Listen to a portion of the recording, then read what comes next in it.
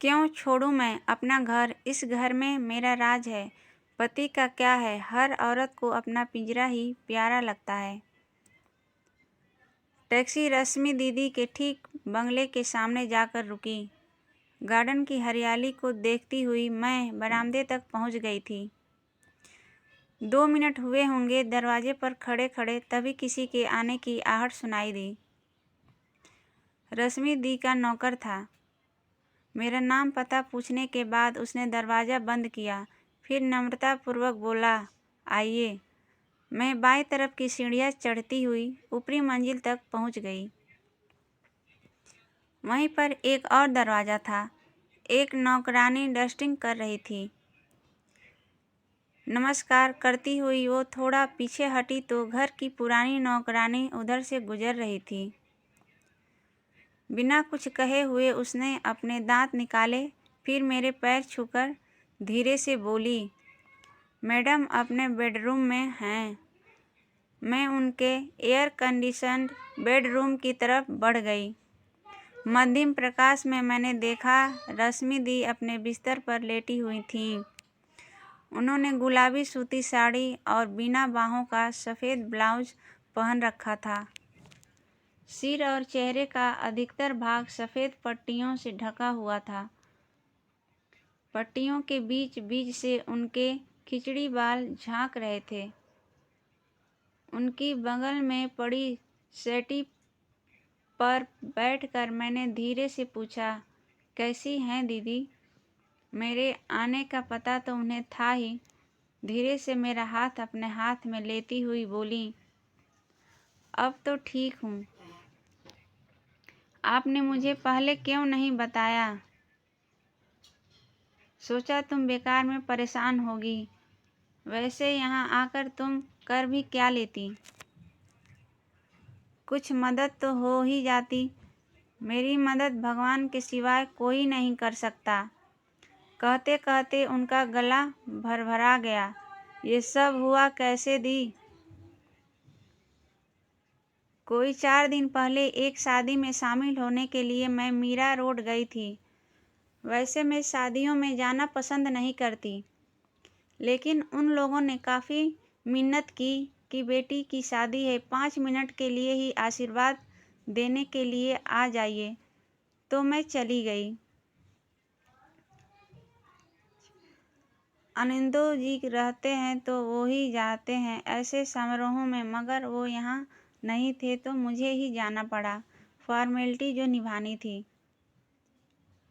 3 wheeler से उतर ही रही थी कि सामने से एक ठेलागाड़ी ने ऐसी टक्कर मारी कि मैं एक तरफ जाकर गिरी। लोगों की भीड़ जमा हो गई। मुझे डॉक्टर के पास ले जाने के बजाय लगे आपस में झगड़ने। आखिर टैक्सी वाला ही मुझे डॉक्टर के पास ले गया।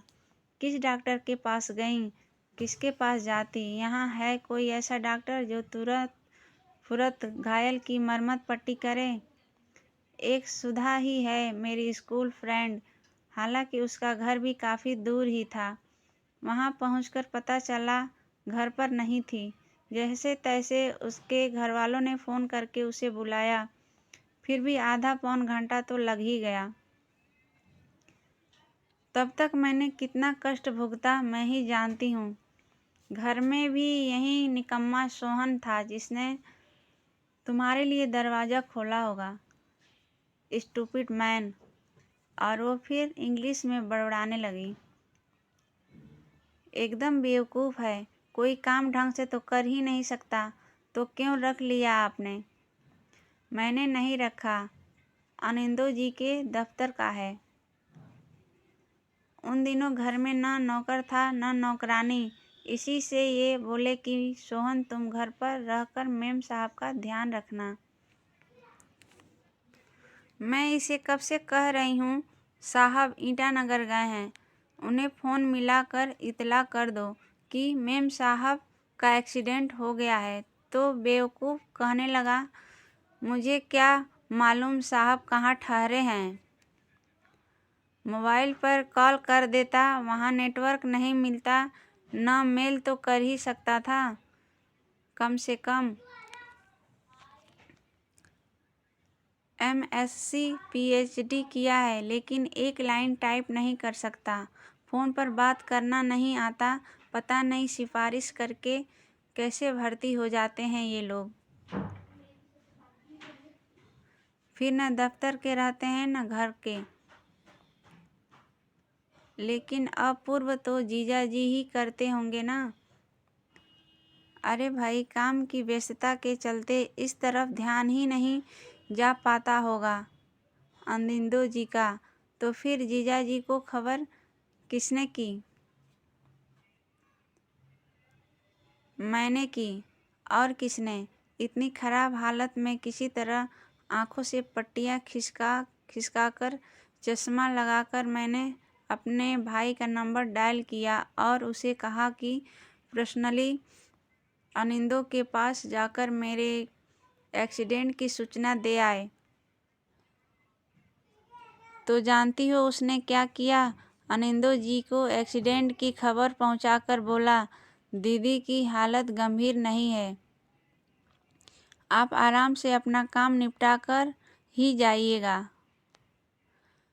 सुनते ही मेरा दिमाग बेकाबू हो गया। कितना किया है मैंने इसके लिए, आदमी बना दिया इसके दाखिले के लिए। किस किस की खुशामद नहीं की। अच्छे से अच्छे शिक्षकों से ट्यूशन दिलवाई, एक से एक किताबें, एक से एक कपड़े लत्ते, जो बन सका सब किया। और इसे इतना भी शऊर नहीं कि अपनी बहन के एक्सीडेंट की सूचना सही तरीके से अपने जीजा जी को पहुंचा दे। जब काम था तो अनिंदो जी की दाएं बाएं खुशामद करते रहते थे दोनों पति पत्नी। पत्नी ने तो मुझसे मिलने के बहाने से आकर अनिंदो जी पर डोरे डालने शुरू कर दिए थे। उनके साथ घूमती, वो भी लाल बत्ती वाली गाड़ी में। मुझे कभी देखा है लाल बत्ती वाली गाड़ी में घूमते? मैं कभी इनकी गाड़ी तक का इस्तेमाल नहीं करती। ड्राइवर है पर मेरा नहीं है, और खुद मैं गाड़ी चलाती नहीं। इस शहर के ट्रैफिक में गाड़ी चलाना मेरे बस की बात नहीं। कोई विश्वास करेगा कि मैं पूरे यूरोप में गाड़ी चला चुकी हूँ? उनका गला फिर भरभराने लगा था। जीजा जी कब आए? आ तो गए थे दूसरे दिन सवेरे ही, मगर अपनी आदत के मुताबिक एयरपोर्ट से ही पूरी फौज लेकर आए थे। वहीं ईटानगर में ही शोर मचाना शुरू कर दिया कि सारे प्रोग्राम रद्द कीजिए, फौरन पटना पहुंचना है, मेरी पत्नी का एक्सीडेंट हो गया। बस फिर क्या था, सारे अफसर, गुप्ता साहब, तोमर साहब, डिसूजा साहब, इनके पीए, टाइपिस्ट, बॉडीगार्ड सभी हांफते हांफते सीधे चले आए थे और उन सब के लीडर बने हुए थे अनिंदो, मेरे पति। सभी ने एक्सीडेंट के बारे में पूछ कर अपनी सहानुभूति जतलानी शुरू कर दी। एक्सीडेंट कैसे हो गया? आप थ्री व्हीलर से क्यों आती जाती हैं? गाड़ी क्यों नहीं ले गई? मेरे घर फ़ोन कर देती, मेरा ड्राइवर आ जाता, मेरी वाइफ ले जाती आपको। रश्मि दीदी की यातना का अंत नहीं था। दुखी होकर बोली। अनिंदो जी ने तो फॉर्मल वे में पूछा, क्या हुआ, एक्सीडेंट कैसे हुआ? और कमरे में जाते जाते बोले, अरे भाई, इन लोगों को चाय वाय पिलवाओ, बिना नाश्ता किए मत जाइएगा। डिसूजा साहब, गुप्ता साहब, बस मैडम का मैनेजमेंट देखिए, थोड़ी देर में ही सब तैयार हो जाएगा। मैं रोने रोने को हो आई। इस इंसान को इतना मालूम नहीं कि घर में दूसरा कोई नहीं है। जैसे तैसे उठकर मैंने चाय बनाई, प्लेट में नाश्ता रखा और ये कमरे से लौटकर फिर शोर मचाते हुए बैठक तक पहुंचकर बोले, अरे अरे देखिए, इस हालत में भी मैडम चाय बना रही हैं। और फिर पूरा स्टाफ वाहवाही पर उतर आया। रश्मि दीदी के पति की इन अजीबोगरीब बातों को मैं पहले भी सुन चुकी थी, पर क्या कह सकती थी। धीरे से बोली, दीदी आपने तो प्रेम विवाह किया था, स्कूलिंग फिर कॉलेज, भली भांति परिचित होंगी उनके स्वभाव से। उस उम्र में हम किसी से इसलिए प्यार नहीं करते क्योंकि वो हमें अच्छा महसूस कराते हैं। बस एक तरह का जुनून होता है, दीवानगी। असलियत तो एक छत के नीचे रहकर ही पता चलती है। एकाध बार पास बैठकर बोले बतियाए तो होंगे, एकदम नहीं। उन लोगों के जाते ही बस फोन घुमाना शुरू कर दिया। दुनिया भर से बातें कर लें, डॉक्टर सुधा से भी डिस्कस कर लिया। फिर मुझसे आकर बोले, डॉक्टर सुधा तो कह रही थी चिंता की कोई बात नहीं है। फिर मुझसे मुखातिब होकर बोले, अगर आप माइंड न करें तो कल मैं दिल्ली चला जाऊं। कल मिनिस्टर साहब से मेरी मीटिंग तय है।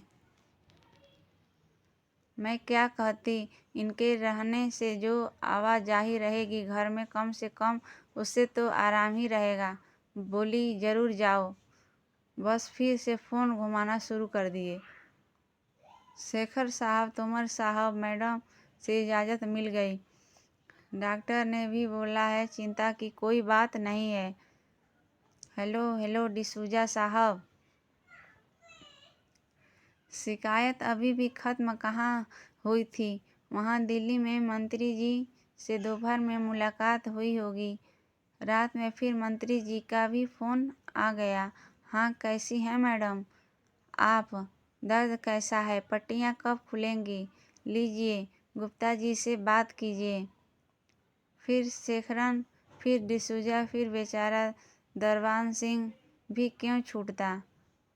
क्या कीजिएगा दीदी, मैंने सांत्वना देने की कोशिश की।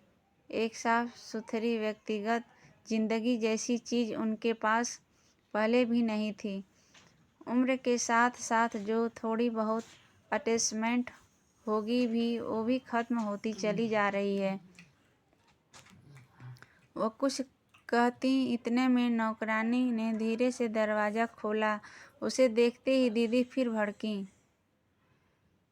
क्या कर रही हो तुम? इतनी देर से ये आई हैं, चाय नाश्ता कुछ भी नहीं भिजवाया? सोहन से कपड़े धुलवा रही थी, बुलाओ उसको। 14-15 साल का लड़का सिर झुकाकर उनके सामने आकर खड़ा हो गया। दीदी की बमबारी फिर से शुरू हो गई। नौकरी मांगते वक्त तू क्या बोला था कि हम धोबी हैं, हमको कपड़ा धोना सिखाने की ज़रूरत नहीं है।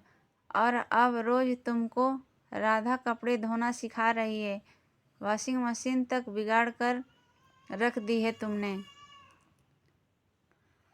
उसके जाने के बाद वो बताती रही कि कैसे उनके पति के ऑफिस के नरेंद्र बाबू ने चमचागिरी करके लड़के के माँ बाप के ऑपरेशन का बहाना बनाकर ये लड़का उनके यहाँ काम पर लगा दिया। 2 महीने की एडवांस तनख्वाह भी इसे दिलवा दी और ढंग से एक कपड़ा तक धोना नहीं आता इसे। दुख से जड़ीभूत होकर मैं बैठी रही। सचमुच कितना शोषण, कितनी नीच प्रवृत्ति, कितना स्वार्थ भरा पड़ा है लोगों के मन में। दाई नौकर है तो वही हाल, भाई बहन है तो वही हाल, पति का तो कहना ही क्या। कौन नहीं जानता कि दीदी की अद्भुत सुंदरता, ऊंची शिक्षा, ऊंचे घराने के कारण ही हर तरफ से हीन उनके पति ने उनसे प्रेम की पींगे बढ़ाई, शादी की और सफलता की सीढ़ियां चढ़ते चले गए और अब न उनकी भावनाओं को समझते हैं, न संवेदनाओं की ही कद्र करते हैं। छोड़िए दीदी, मैंने दुखी होकर कहा। ये दुनिया आपके लिए नहीं थी, कहीं और चलिए। कहाँ जाएंगे? किसी आश्रम वगैरह में जहाँ आपका कोई शोषण नहीं करेगा। मैंने उत्साह से भरकर कहा, बल्कि आपको कोई समाज सेवा का काम मिल जाए, जैसे बच्चों को पढ़ाने या अपाहिजों को कुछ सिखाने का, तो आपका मन भी लग जाएगा। आप उनसे ज़रा सा करेंगी तो वो आपको इतना प्यार देंगे कि आपकी आत्मा तृप्त हो जाएगी। पागल हो गई है क्या? मैं उनकी डांट सुनकर सटपटा गई। अपनी सफ़ेद पट्टियों से घिरे चेहरे में धंसी क्रुद्ध आंखों से मुझे घूरते हुए बोली, तुम तो मेरा घर तुड़वा कर रहोगी। जिंदगी भर का संघर्ष त्याग किस लिए किया मैंने? इसी घर पर अपने अधिकार के लिए। और अब अपना घर छोड़कर समाज सेवा में जुट जाऊं? क्यों छोड़ूं मैं अपना घर? इस घर में मेरा राज है। पति का क्या है? जगह जगह घूमते रहते हैं, कभी भाषण, कभी उद्घाटन, कॉन्फ्रेंस वगैरह वगैरह। असली राज तो मेरा ही है। मेरे एक इशारे पर ये लोग थर थर काँपते हैं। क्रोध में बिलबिलाती वो उठ खड़ी हुई और मैं सिटपिटाकर उठकर खड़ी हो गई। किसी ने सच ही कहा है कि हर औरत को अपना पिंजरा ही प्यारा लगता है।